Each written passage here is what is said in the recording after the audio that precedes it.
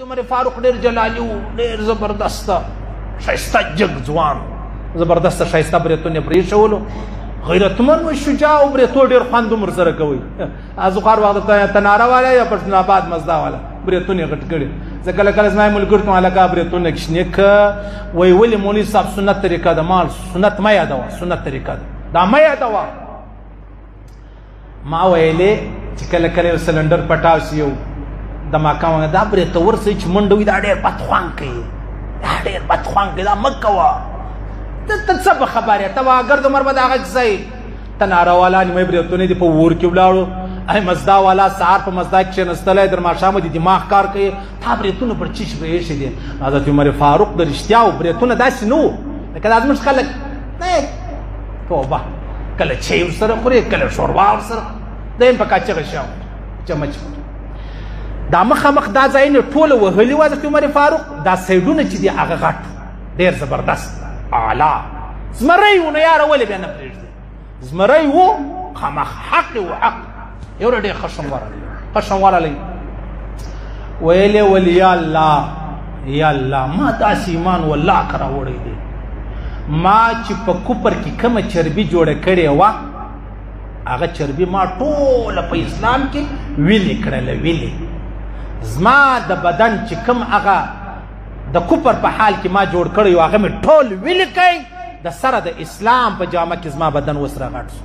یو ورځ خشم ورغلی، حاجي حمیدالله جان صاحب رحمه الله فرمایلی چې خشم ورغلی ویل یا الله عمر هغه عمر نه دی، ویل یا الله ما به څوک وسوځي یا ما وسوځه په اور کې مې واچوه او زه وسوځل سم، دا زما ټول بدن ایرې سي ایرې خاورې ایرې زموږ ښځې وایي خاورې ایرې سي دغه چې وایي زه ایرې سم ایرې. ویل یا الله دا زما ایرې به هم الله الله وایي، ما دا رقم ایمان نه دی راوړی، دا چې کومې ایرې نه دي زما دا به هم الله الله وایي. یا الله ما داسې ایمان نه دی راوړی. حاجي حمیدالله جان صاحب رحمه الله فرمایلی ولې ورځ خشم ورغلی ول ما داسې ایمان نه دی راوړی، زه چې په اوم اسمان کې یو فرشته یي، یو فرشته زه هغې ته امر وکړم چې راشوس هغه به راشوه کېږي، زه به خدمت ورته وایم. ما داسې ژوند نه دی تېر کړی. جبریل امین علیه السلام راغلی ول یا رسول الله پر عمر زما سلام در سره ووایه، پر عمر زما سلام در سره ووایه. عمر د الله رسول فرمایي سراج اهل الجنه، دا د جنتیانو چراغ دی، چراغ. د الله رسول فرمایي څوک چې د عمر سره محبت لري هغه زما سره محبت کوي، څوک چې د عمر سره بغض کوي دا زما سره بغض کوي، څوک چې د ده سره یاري کوي دا زما سره یاري ده، څوک چې د ده سره دښمني کوي دا زما سره دښمني ده.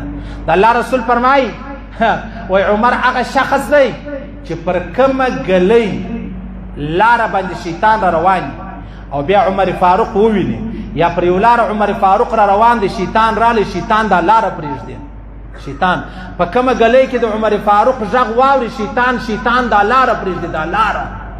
پخوا به موږ اورېدلي وګوره چې کتابي وه کلانه وله چې خلک به د شپې نه وو چې د شپې به راپورته کېدل، بیا به هغه بیماري و ده ته ور رخ سوی غسل بر باندې اوښتی و، نو بیا به د ملایانو موږ ته ویلی ول پر دا چې پرېوت چې پر خپل زړه ولیکه یا عمر یا عمر، یا شیطان نه در لر راځي، بیا شیطان نه در لر راځي.